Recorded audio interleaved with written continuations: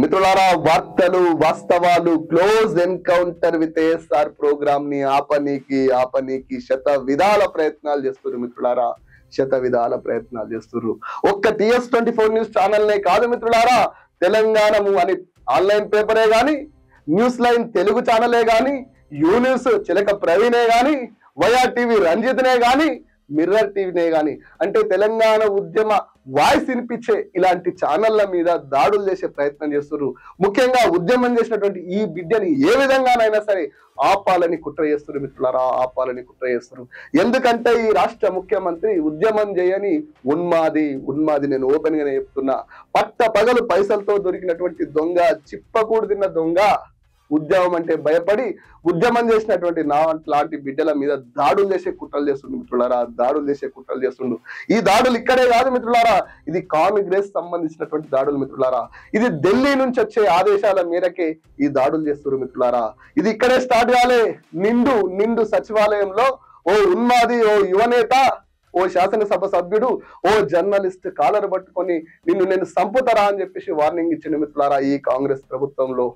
గుర్తుపెట్టుకోండి మిత్రులారా, ఈ కాంగ్రెస్ ప్రభుత్వం ఇంత దారుణానికి ఒడిగడుతుంటే పెద్దగా మాట్లాడాల్సినటువంటి ముండమోపిగాళ్ళు గొట్టాలన్నీ నోరు మూసుకొని కూర్చున్నాయి మిత్రులారా. కానీ మేము ప్రాణాలకు భయపడేటోళ్ళం కాదు. ఆగ్ల శ్రీనివాసరెడ్డికి ఉద్యమం కొత్త కాదు, పోరాటం కొత్త కాదు. గుర్తుపెట్టుకోండి మిత్రులారా, గుర్తుపెట్టుకోండి. ఇకపోతే ఎందుకు ఈ మాట అంటున్నా, ఎందుకు వీళ్ళు ఇంత ఉలిక్కి పడుతున్నారు అంటే ఒక్కటే రీజన్ మిత్రులారా, వీళ్ళకు ఉద్యమం అంటే తెలియదు. ఈ రాష్ట్ర ముఖ్యమంత్రి ఉద్యమం చేయలే, ఉద్యమం అంటే భయం.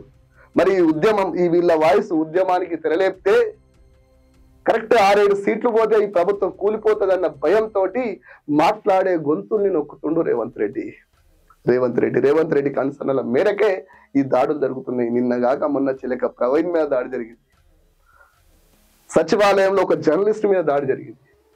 ఎందుకు? వీళ్ళకి భయం, పునాదులు ఎక్కడ కదులుతాయో నేను భయం. మిత్రులారా, నాడు తెలంగాణ ఉద్యమంలో ఉద్యమానికి ఊపిరినిచ్చే విధంగా, ఉత్తేజాన్ని ఇచ్చే విధంగా ఎన్ శంకర్ అనే డైరెక్టరు మిత్రుడు గద్దరన్నతో పాట పాడించడం, కేసీఆర్ తో పాట రాయించడం, జై బోలో తెలంగాణ అనిపించడం, ఆ మీడియాకున్న పవర్ ను చూసి ఈ రేవంత్ రెడ్డి గజగజుడు. అంత గొప్ప వాయిస్ ఇప్పిస్తున్నటువంటి న్యూస్ లైన్ శంకర్ మీద కానీ తెలంగాణ మీద కుట్రలు జరుగుతున్నాయి. ఓ దళిత బిడ్డ మా చిలక ప్రవీణ్ మీద దాడి జరిగింది. వయా టీవీ మీద కానీ, మిర్రర్ టీవీ మీద కానీ, TS24 న్యూస్ మీద కానీ దాడులు జరిగే ప్రమాదం ఉంది. ఏదైనా జరగని భయపడడం అనేది ఆగ్ల శ్రీనివాసరెడ్డి రక్తంలో లేదు. ఉద్యమం నుంచి వచ్చిన బిడ్డ. ఇకపోతే వార్తలేందో వాస్తవాలేందో మీకు తెలవాలి. ఎందుకంటే ఇలాంటి గొంతుకుల్ని కాపాడుకోవాల్సిన బాధ్యత తెలంగాణ ప్రజలది.